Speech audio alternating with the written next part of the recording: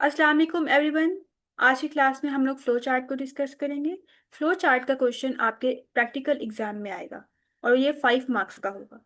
सो हम लोग जो है वन बाय वन डिफरेंट जो फ्लो चार्ट्स हैं इनकी प्रैक्टिस करेंगे ताकि अगर कोई भी क्वेश्चन आ जाए तो आप इजीली इसको अपने एग्जाम में सॉल्व कर सकें।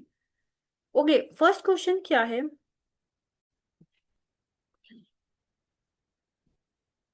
Draw a flowchart that takes input as two number A and B and output true if A is greater than B and output false if B is greater than A। Statement में क्या कह रहे हैं कि हमें एक flow chart बनाना है जिसमें हम लोगों ने as a input to numbers लेने हैं। ठीक है, जैसे फॉर एग्जांपल 4 और 5 हम लोगों ने टू नंबर्स ले लिए और उसके बाद आउटपुट में हमें ट्रू प्रिंट करवाना है इन केस कि ये जो ए है, समझिए ये ए है और ये बी है। इन केस ए की वैल्यू अगर इन ग्रेटर है एज कंपेयर टू बी तो हम लोगों ने ट्रू प्रिंट करवा देना है आउटपुट में। और इन केस बी की वैल्यू जो है वो ग्रेटर है ए से तो हमें प्रिंट करवाना है फॉल्स। ये हमें स्टेटमेंट दी गई है और हम लोगों ने फ्लो चार्ट बनाना है। फ्लो चार्ट कैसे बनता है? फ्लो चार्ट को पहले थोड़ा सा देख लेते हैं कि सबसे पहले हम लोग स्टार्ट लिखते हैं और स्टार्ट के लिए हम लोग कौन सी शेप यूज करते हैं? ओवल शेप यूज करते हैं। फिर उसके बाद हमें इनपुट जो है वो नंबर्स लेने होते हैं। तो इनपुट के लिए हम लोग पैरेललोग्राम से शो कर रहे होते हैं। जैसे हमें दो नंबर चाहिए ना, फिर ही हम लोग चेक कर सकेंगे कौन सा नंबर जो है वो ग्रेटर है दूसरे नंबर से। फिर उसके बाद आता है प्रोसेस के लिए, मतलब अब हम लोग इसमें जो है प्रोसेसिंग हो रही होती है। जैसे फॉर एग्जांपल हम लोगों ने ऐड करना है 2+2, तो ये भी प्रोसेस है। तो प्रोसेस के लिए हम लोग रेक्टेंगल का यूज करते हैं, रेक्टेंगल की शेप यूज कर रहे होते हैं। फिर उसके बाद इन केस हम लोगों ने कोई डिसीजन लेना है, जैसे अब हम लोग चेक करेंगे कि कौन सा नंबर जो है वो ग्रेटर है, जैसे ए ग्रेटर है या बी। जब हम लोग ने कोई डिसीजन देना होता है तो उसके लिए फिर हम लोग डायमंड शेप यूज करते हैं।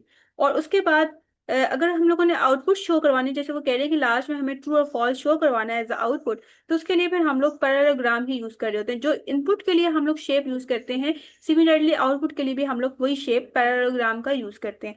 उसके बाद जब हमारा जो फ्लो चार्ट एंड हो जाता है तो एंडिंग के लिए भी हम लोग ओवल शेप यूज कर रहे होते हैं। जब हमारा फ्लो चार्ट फिनिश हो गया तो उसके लिए भी हम लोग एंड का यूज कर रहे होते हैं। अब हम लोग जो है वो फ्लो चार्ट क्रिएट करते हैं। जैसे यहाँ पे हमारे पास स्टेटमेंट उसके अगेंस्ट हम लोग फ्लो चार्ट क्रिएट करें तो सबसे पहले हम लोग क्या करेंगे? स्टार्ट के लिए हम लोग ओवल शेप का यूज करेंगे। फिर हमें दो नंबर इनपुट लेने हैं। इनपुट आपको बेशक लिखने की जरूरत नहीं है, लेकिन बस यहाँ पे समझाने के लिए है कि ये इनपुट हम लोग दो नंबर ले रहे हैं। फिर उसके बाद हम लोग चेक करेंगे कि क्या जो है वो A is greater than B है। In case A is greater than B है, अगर यस है, जैसे यहाँ पे हम लोग यस लिख देंगे, अगर यस है तो हमारे पास जो आउटपुट है वो ट्रू प्रिंट हो जाएगी। और in case A is greater than B नहीं है, नो है, तो हम लोगों ने क्या प्रिंट करवा देना है? Output false. बेशक यहाँ पे आप आउटपुट ना लिखे। उसके बाद हमारे पास जो हमारा फ्लो चार्ट है वो एंड हो जाएगा। तो इसमें हम लोगों ने क्या चेक किया कि क्या ए इज ग्रेटर देन बी है। तो सिंपल, अब इसमें कोई प्रोसेसिंग तो नहीं हो रही ना, कुछ ऐड या कैलकुलेट तो नहीं हो रहा। तो उसके लिए फिर हम लोगों ने कोई भी जो रेक्टेंगल शेप थी जो प्रोसेस के लिए यूज होती है वो हम लोगों ने इसके अंदर ऐड नहीं की और हमारा फ्लो चार्ट एंड हो गया। अगर एल्गोरिदम लिखने के लिए आ जाए, एल्गोरिदम और फ्लो चार्ट में डिफरेंस ये होता है कि जो फ्लो चार्ट होती है वो प्रॉपर डायग्रामेटिक फॉर्म में होती है। देखिए डायग्राम की तरह लग रही है, इसमें प्रॉपर ओवल शेप आती है और पैराग्राम और जो रेक्टेंगल है ये सब हम लोग यूज कर रहे होते हैं। लेकिन एल्गोरिदम में क्या होता है कि स्टेप बाय स्टेप हम लोग जो है वो लिख रहे होते हैं कि पहले हमें क्या करना है, फिर हमें क्या करना है, फिर हमें क्या करना है। जैसे अगर हम इसी स्टेटमेंट के अगेंस्ट एल्गोरिदम लिखें तो एल्गोरिदम क्या होगा? इस तरीके से करके हम एल्गोरिदम लिखते हैं। स्टार्ट, सेकेंड स्टेप हम लोग क्या करेंगे? Input number A and B.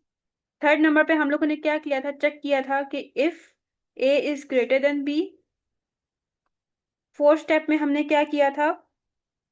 अगर है तो डिस्प्ले कर दो ट्रू, एल्स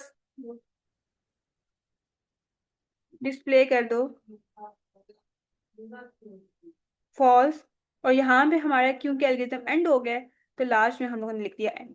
तो ये एल्गोरिथम लिखने का वे होता है। जैसे हम लोग डेली लाइफ में बातचीत कर रहे होते हैं ना, सिमिलरली एल्गोरिथम में भी हमने बस इसी तरह से इंग्लिश के सेंटेंसेस लिखने होते हैं और स्टेप बताने होते हैं कि हम पहले क्या कर रहे हैं, फिर क्या कर रहे हैं, फिर क्या कर रहे हैं। तो इस तरह से हम लोग फ्लो चार्ट या एल्गोरिथम लिख सकते हैं। यहाँ तक क्लियर है आपको? ठीक।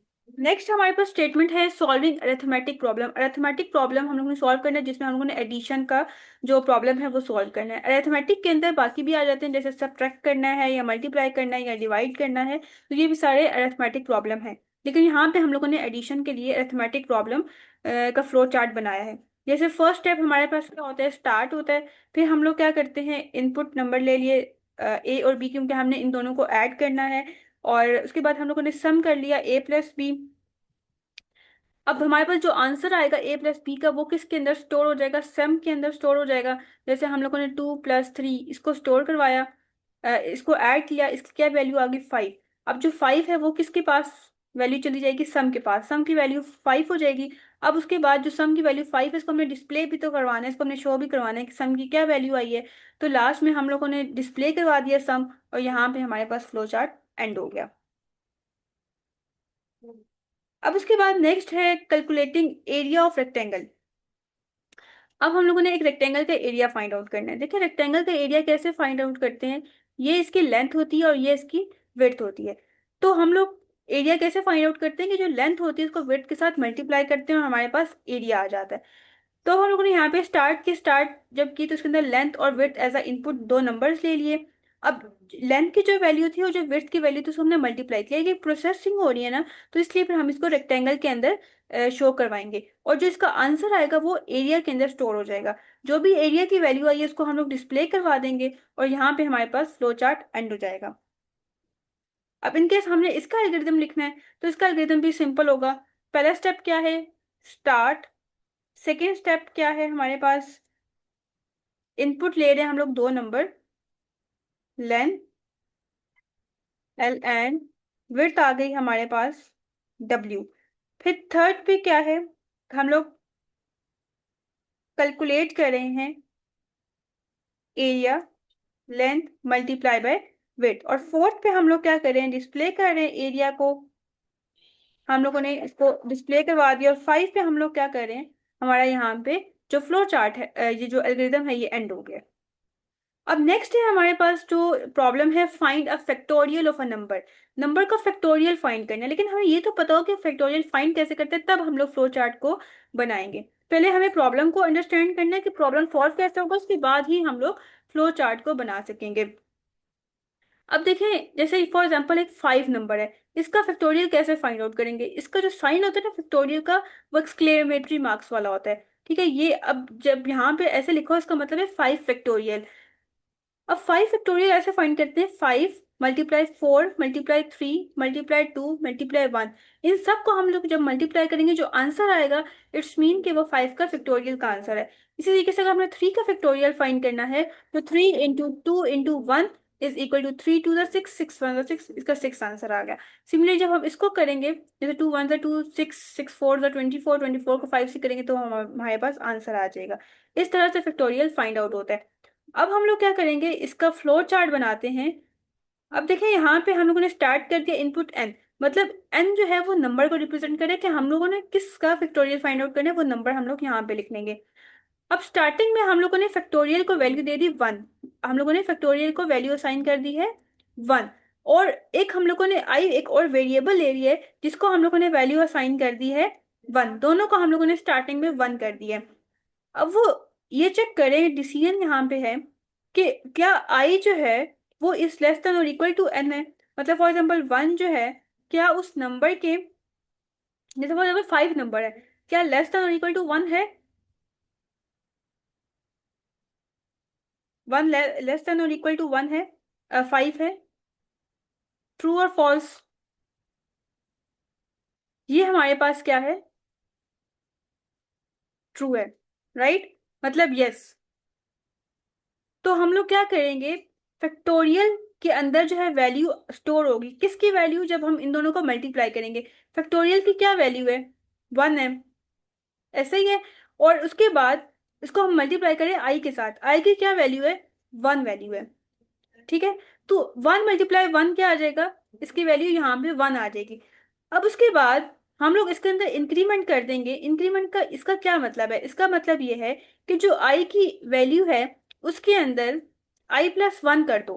इसका क्या मतलब है कि आई की वैल्यू तो 1 थी, 1 + 1 2 कर दो। अब यहाँ पे 2 आ गया, मतलब आई की वैल्यू अब 2 हो गई है, और अब हम लोग रिपीट करेंगे इस वाले प्रोसेस को। फिर उसके बाद अब देखिए यहाँ पे आई की वैल्यू अब 2 होगी। अब दोबारा हमें चेक करना है कि क्या 2 लेस देन एन है। एंड फॉर एग्जाम्पल हम लोग 5 का फैक्टोरियल फाइंड आउट करें, क्या है। यस, हम लोग दोबारा इस प्रोसेस को सॉल्व करेंगे। ये प्रोसेस दोबारा से कैलकुलेट होगा। अब उसके बाद देखिए फैक्टोरियल की वैल्यू क्या है। फैक्टोरियल की वैल्यू तो 1 है, लेकिन आई की वैल्यू क्योंकि अब 2 हो गई है, तो अब 1 × 2 मतलब यहाँ पे अब 2 आ जाएगा। उसके बाद अब उसके बाद हम लोग क्या करें, क्योंकि आई की वैल्यू यहाँ पे 2 थी, 2 + 1 3 हो जाएगा, 3 जो है वो उसके साथ मल्टीप्लाई होगा। फिर उसके बाद 4 मल्टीप्लाई होगा। फिर उसके बाद 5 की जब बारी आएगी, 5 मल्टीप्लाई हो जाएगा। जब 6 की टर्न आएगी, तो क्योंकि 6 लेस देन और इक्वल टू एन, मतलब ये तो नहीं होता। तो अब ये क्योंकि ये फॉल्स है, तो मतलब यहाँ पे आके फैक्टोरियल डिस्प्ले हो जाएगा। बेसिकली वो क्या करें, 1 × 2 × 3 × 4 × 5 5 तक ये जो है बार बार कंटिन्यू चलता रहेगा। लेकिन जब 6 की बारी आएगी, यहाँ पे 6 दोबारा से मल्टीप्लाई नहीं होगा, बल्कि जो इसका आंसर आया हुआ था, जैसे इसको जब मल्टीप्लाई किया, इन सबको मल्टीप्लाई करेंगे, जो भी आंसर आया यहाँ पे, वो यहाँ पे डिस्प्ले हो जाएगा एज अ फैक्टोरियल। और उसके बाद हमारे पास ये फ्लो चार्ट एंड हो जाएगा। बेसिकली यहाँ पे हमने लॉजिक लगाई है कि क्योंकि हमें जो है क्या करना है, 5 के फैक्टोरियल के लिए हमें उससे मिनिमम सारे नंबर मल्टीप्लाई करने होते हैं। तो इसलिए हम लोगों ने एक तरह से लूप लगा दिया। लूप का काम क्या होता है, ये बार बार जो है वो एग्जीक्यूट करता रहता है जब तक कि कंडीशन फॉल्स ना हो जाए। जैसे ही कंडीशन फॉल्स हुई, तो इसने डिस्प्ले कर दिया फैक्टोरियल को। ये चीज हम लोगों ने class 9 unit number 3 programming fundamental में भी लूप के कॉन्सेप्ट में हम लोगों ने ये चीज पढ़ी थी। यहाँ तक कोई question?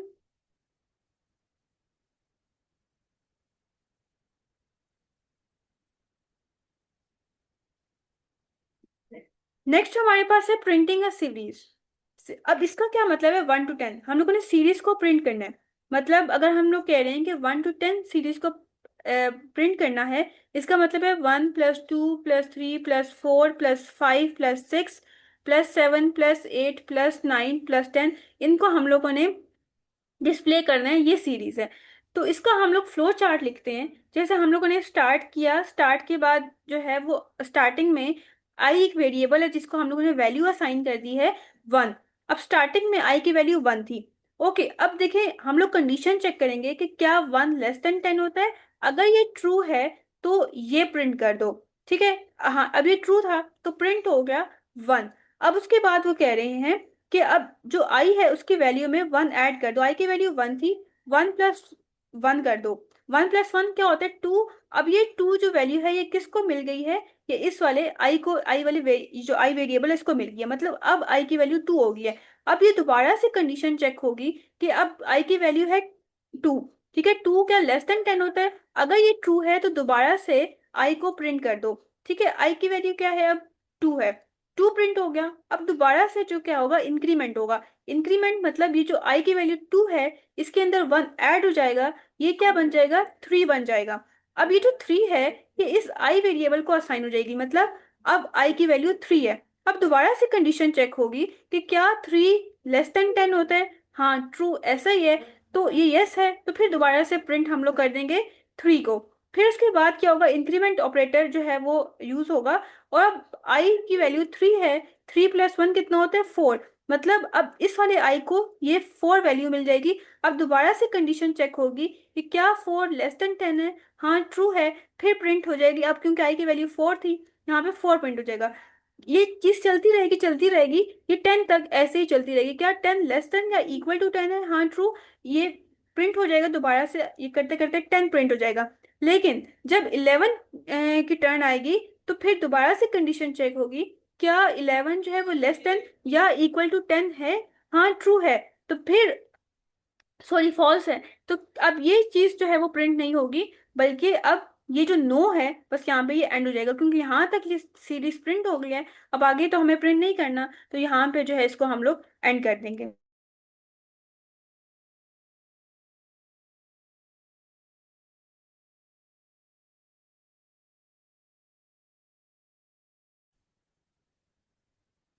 Printing table of a number.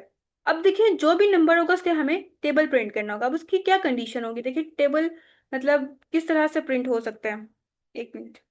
Okay. अब जैसे फॉर एग्जांपल 5 नंबर है, ठीक है, तो इसका हम लोगों ने टेबल प्रिंट करवाना है, तो ऑब्वियसली 5 1 5, 5 2 5, इन सबको मल्टीप्लाई करेंगे तो हमारे पास टेबल प्रिंट होता जाएगा। ठीक है, तो ये इसकी लॉजिक है। अब देखो यहाँ पे हम लोग इनपुट एज अ नंबर जो है वो 5 फॉर एग्जांपल ले लेते हैं। यहाँ पे हम लोग n लिख दिए है कि कोई भी नंबर आ सकता है। उसके बाद स्टार्टिंग में i की वैल्यू 1 कर दिए। अब चेक होगी कि क्या i की वैल्यू जो 1 है, क्या 1 लेस देन और इक्वल टू 10 है। अगर ट्रू है तो ये चीज प्रिंट कर दो। n मतलब 5 फॉर एग्जाम्पल 5 है, तो हम लोग 5 का टेबल प्रिंट कर रहे हैं, उसको हम लोग मल्टीप्लाई कर देंगे i के साथ। i की क्या वैल्यू है 1, तो 5 1 5 हो जाएगा। अब उसके बाद क्या होगा कि i की वैल्यू में फिर इंक्रीमेंट हो जाएगा। i की वैल्यू इस टाइम 1 थी, 1 + 1 कितना होता है 2 होता है।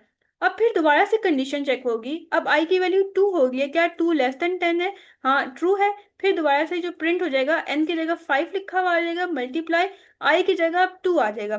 फिर इसी तरीके से फिर जब ये चीज प्रिंट हो जाएगी, आगे जो i की वैल्यू है वो फिर इंक्रीमेंट होगी 3 हो जाएगी।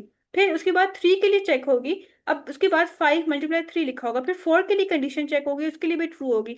5 के लिए कंडीशन चेक होगी, उसके लिए भी ये ट्रू होगा। इस तरह करते करते ये 10 तक के लिए ट्रू हो जाएगा। जब 11 के टाइम ये कंडीशन फॉल्स हो जाएगी, ठीक है, 11 लेस देन और इक्वल टू 10 नहीं होता, नो, तो फिर यहाँ पे ये एंड हो जाएगा फ्लो चार्ट।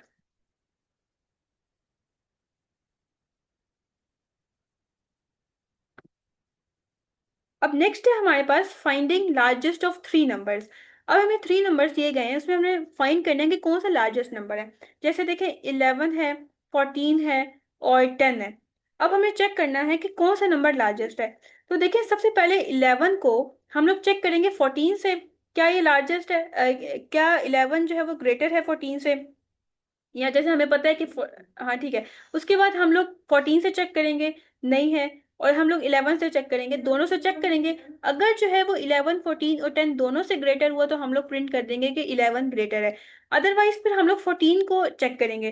14 को अब हम 11 से चेक नहीं करेंगे क्योंकि हमें पता है कि ये जो है वो छोटा नहीं होगा। फिर हम लोग जो है वो 10 से चेक करेंगे, और 10 को फिर हमें किसी से चेक करने की जरूरत नहीं है।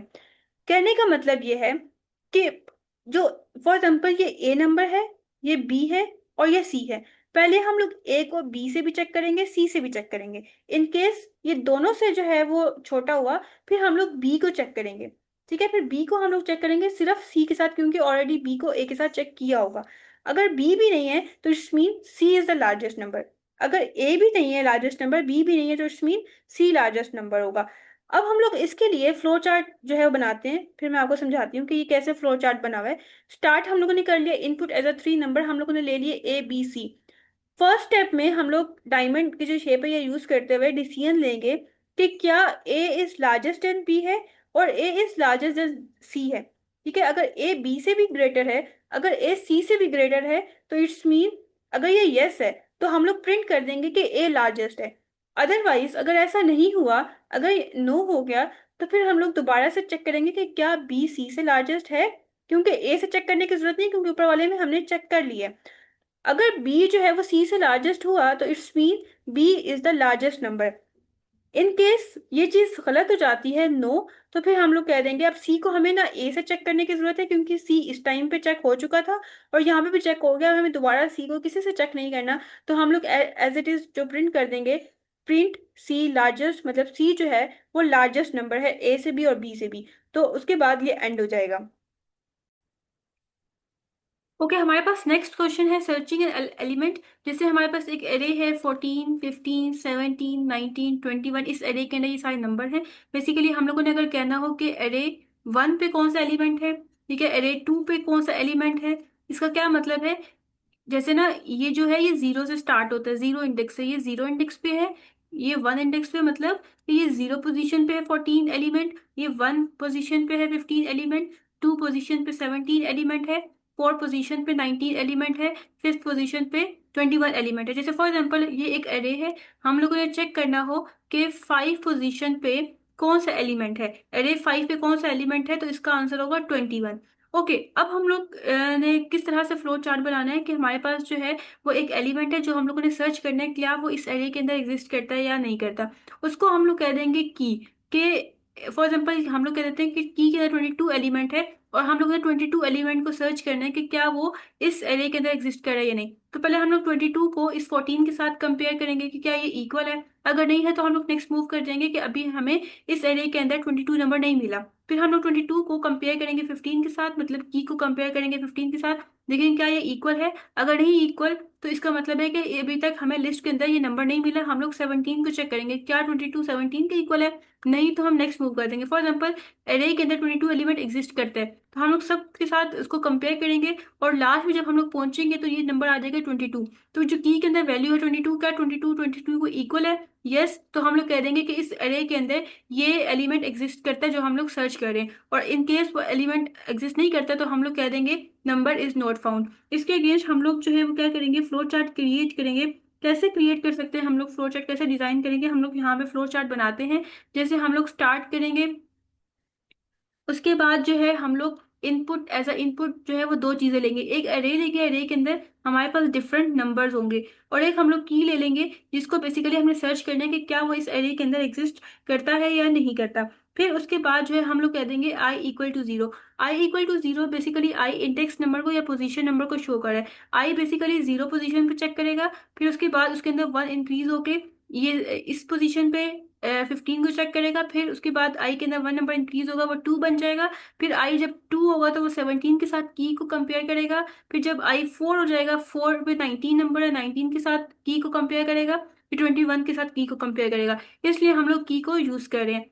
फिर उसके बाद जो है वो हम लोग क्या करेंगे, यहाँ पे हम लोग डिसीजन लेंगे कि क्या जो है वो आई की वैल्यू लेस देन एन है या नहीं है। अब हम लोग क्यों चेक करें, आई किस को शो करे, इंडेक्स नंबर को या पोजीशन को, मतलब जो अरे के अंदर वैल्यूज एलिमेंट है ये किस पोजीशन पे, और एन किसको शो करे बेसिकली कि अरे के अंदर कितने एलिमेंट है। जैसे हम लोग बात करें 1 2 3 4 5, 5 एलिमेंट है, तो एन 5 को शो करे। अब देखें, पहले जो है वो आई की वैल्यू जीरो है, क्या जीरो लेस देन एन है, मतलब क्या जो है जीरो किस पोजीशन पे, ये ठीक है इस पोजीशन पे। अब देखें वो कहेंगे कि टोटल कितनी वैल्यूज है, 5 वैल्यूज है। हम लोग जीरो को चेक कर रहे हैं, वो ये देखना चाह रहे हैं कि अगर हम लोग फॉर एग्जाम्पल 6 आई की वैल्यू होती और हम लोग 6 को चेक करते, तो 6 तो है यहाँ पे कोई एलिमेंट ही नहीं है, ठीक है टोटल एलिमेंट ही 5 है। तो हम लोगों ने 5 एलिमेंट्स के लिए इसको बेसिकली चेक करना है। जीरो के लिए चेक करेंगे, 1 के लिए, 2 के लिए, 3 के लिए, 4 के लिए, 5 के लिए। 6 के लिए हम लोग चेक नहीं कर सकते क्योंकि इस एरे के अंदर टोटल एलिमेंट 6 नहीं है, 5 है। तो इसलिए हम लोगों ने यहाँ पे कंडीशन लगा दी है कि जब तक आई की वैल्यू लेस देन एन होगी, जब तक इंडेक्स वैल्यू टोटल नंबर से लेस देन होगा, तब तक जो है ये कंडीशन ट्रू होगी। अभी हम इसको डिटेल में समझेंगे इसका क्या मतलब है, अभी आपको समझ आ भी जाएगा जैसे जैसे हम लोग इसको सॉल्व करेंगे। अगर ये यस है, ठीक है, अगर जो है वो आई की वैल्यू लेस देन एन है, तो हम लोग क्या करेंगे, दोबारा से हमें एक डिसीजन लेना पड़ेगा। दोबारा से हम कैसे डिसीजन लेंगे कि जो एरे के अंदर आई इंडेक्स पे वैल्यू है, एलिमेंट है, क्या वो की के इक्वल है या नहीं है। इसका क्या मतलब है, देखिए अभी आई की क्या वैल्यू है, जीरो है, मतलब एरे जीरो, एरे जीरो पे कौन सा एलिमेंट है, 14 एलिमेंट है। हम लोग चेक करेंगे कि क्या 14 इक्वल टू की है, मतलब की वैल्यू फॉर एग्जाम्पल 22 है, क्या वो 22 के इक्वल है, ठीक है। अगर यस है तो हम लोग कह देंगे कि नंबर हमें मिल गया, ठीक है। अगर यस है तो हम लोग कह देंगे कि हमें जो है वो नंबर मिल गया, नंबर इज फाउंड, राइट। और इन केस हमें नंबर नहीं मिला, ठीक है, हमें जो है यहाँ पे 14 इक्वल नहीं था, 14 इक्वल नहीं, तो ऑब्वियसली हमें नेक्स्ट पे मूव करना पड़ेगा, हमें इंडेक्स 1 पे मूव करना पड़ेगा। तो वो हम लोग कैसे करेंगे, अगर जो है वो हमें नंबर नहीं मिला तो हमें क्या करना होगा, हमें जो है वो I equal to I plus one करना होगा। इसका मतलब यह है कि आई की वैल्यू थी जीरो, जीरो प्लस वन करेंगे तो आई की वैल्यू हो जाएगी वन, ठीक है। आई की जब वैल्यू वन हो जाएगी तो मतलब हम लोग नेक्स्ट इंडेक्स के लिए चेक करेंगे, और इसके बाद ये जो प्रोसेस था ये रिपीट हो जाएगा, मतलब अब आई की वैल्यू जो है वो वन हो जाएगी। अब उसके बाद जब ये वन हो जाएगी दोबारा हम चेक करेंगे क्या वन लेस देन एन है, एन मतलब क्या है, टोटल नंबर 5 है, क्या वन लेस देन एन है। उसके बाद हम लोग अगर यस है तो हम लोग दोबारा से चेक करेंगे कि जो नेक्स्ट हमारे पास यहाँ पे जो 15 नंबर आ रहा है क्या वो की के इक्वल है। अगर है तो हम लोग कह देंगे नंबर इज फाउंड, अगर नहीं है तो हमें नेक्स्ट इंडेक्स पे मूव करना होगा। मतलब अब यहाँ पे फिर दोबारा इंक्रीमेंट जो ऑपरेटर है वो यूज होगा, और पहले आई की वैल्यू वन थी, अब टू हो जाएगी, two plus one three, sorry 1 थी, 1 + 1 2 हो जाएगी। अब 2 के लिए जो है हम लोग दोबारा से कंडीशन चेक करेंगे कि क्या 2 < 5 है। तो फिर हम लोग इंडेक्स नंबर 2 पे जो वैल्यू है उसको हम लोग मैच करेंगे कि क्या वो की के इक्वल है। अगर यस है तो हम कह देंगे कि यस, नंबर इज फाउंड, और अगर नहीं है तो हमें फिर इसे इंक्रीमेंट ऑपरेटर यूज करना होगा। ओके, ये चीज हम लोग करते रहेंगे। देखिए ये जब ये 5 जो है, 5 < 5, ठीक है, हम लोग जो है वो 5 तक चेक करेंगे। बेसिकली यहाँ पे हमारे पास टोटल नंबर 5 है, लेकिन हम लोगों ने कह दिया कि इसको हम लोगों ने 5 के लिए चेक करना होगा। मतलब लास्ट, फॉर एग्जाम्पल ये लास्ट नंबर हमारे पास 5 पोजीशन पे ये एलिमेंट है, लेकिन हम लोगों ने यहाँ पे कंडीशन यूज की है I < n, मतलब 5 अगर < n हुआ, मतलब अब देखें यहाँ पे अगर बात करें, क्योंकि ये 0 से इंडेक्स नंबर स्टार्ट होता है, राइट, 0 से इंडेक्स नंबर स्टार्ट होता है, तो जो n है वो 5 है, मतलब टोटल वैल्यूज 5 है, 1 2 3 4 5 है। लेकिन ये 0 से स्टार्ट हो रहा है तो हमें 4 तक चेक करना होगा, 0 1 2 3 4। इसलिए हम लोग कह रहे हैं कि आई जो है वो लेस देन होना चाहिए एन से, क्योंकि आई जो 0 से स्टार्ट हो रहा है और एन 1 से स्टार्ट हो रहा है, तब जाके वो 5 की 5 वैल्यूज जो हैं या 5 की 5 एलिमेंट्स हैं वो की के साथ चेक हो सकेंगे। उसके बाद अगर देखें फॉर एग्जांपल 5 आ जाता है, आई की वैल्यू हम बार बार जो है वो इंक्रीमेंट करते जा रहे हैं और 5 वैल्यू आ गई है। अब क्या 5 < 5 है? नहीं। तो ये अब कंडीशन गलत हो गया, अब हम लोग दोबारा यहाँ पे इसको मैच नहीं करेंगे। इसका मतलब क्या है कि देखें आई की वैल्यू है ही टोटल 4, 5 वैल्यू ही नहीं है, तो 5 पे जब कोई वैल्यू ही नहीं है तो हम किसके साथ चेक करेंगे? ठीक है, तो इसलिए फिर क्योंकि यहाँ पे कंडीशन गलत हो गई है, और नो के केस में हम लोग क्या करेंगे, यहाँ पे नो का केस आ जाएगा, और नो के केस में हम लोग कह देंगे कि नंबर इज नॉट फाउंड। ठीक है, नंबर हमें नहीं मिला, उसके बाद हम क्या कर देंगे, एंड कर देंगे। तो इस तरह से ये इसका फ्लो चार्ट बनेगा। अब नेक्स्ट हमारे पास एक और क्वेश्चन हमें दिया गया है, जिसमें जो है हम लोगों ने सॉर्ट करना है लिस्ट को। अब इसका क्या मतलब है, सॉर्ट कैसे करेंगे हम लोग लिस्ट को?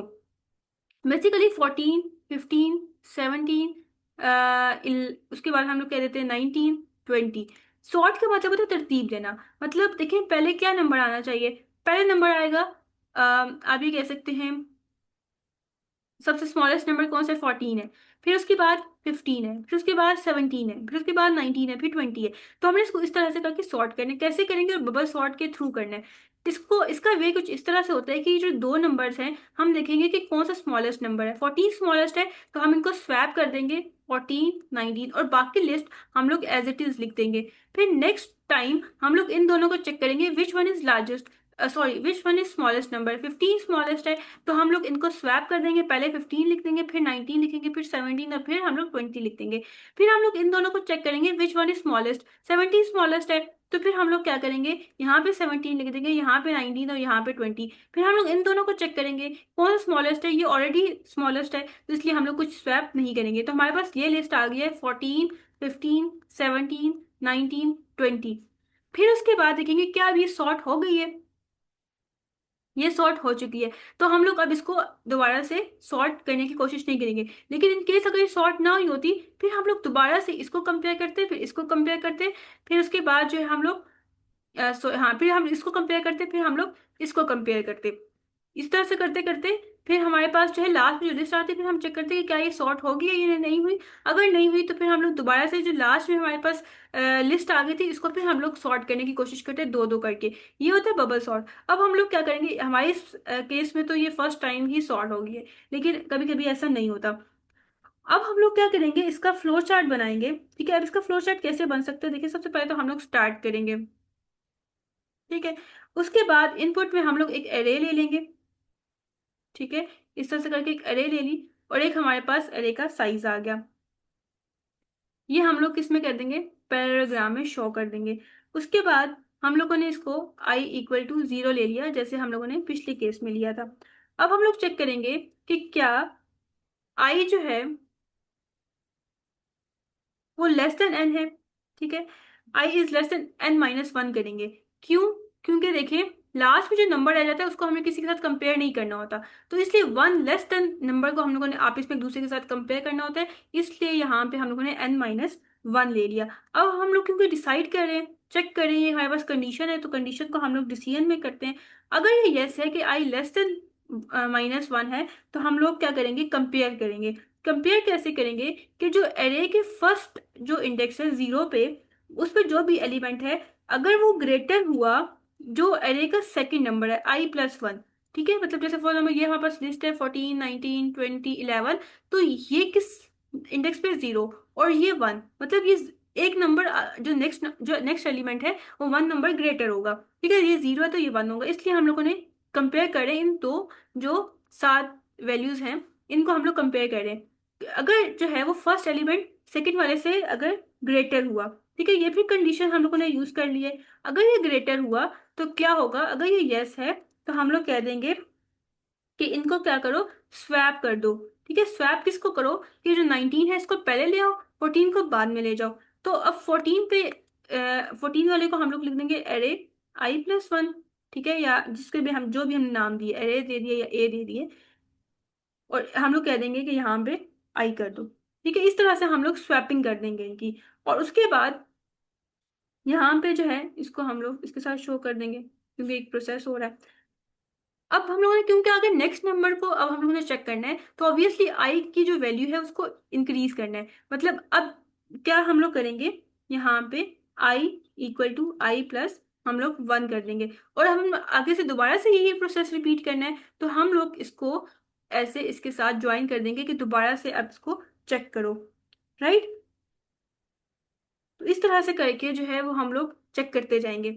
अब जब ये सब जो है ये फिल हो जाएगा, मतलब सब कुछ चेक कर लेगा, इस तरह से करके पूरी लिस्ट चेक हो जाएगी, तो उसके बाद हम लोग कह देंगे हमारे पास जो है वो लिस्ट आ गई है, सॉर्टेड लिस्ट।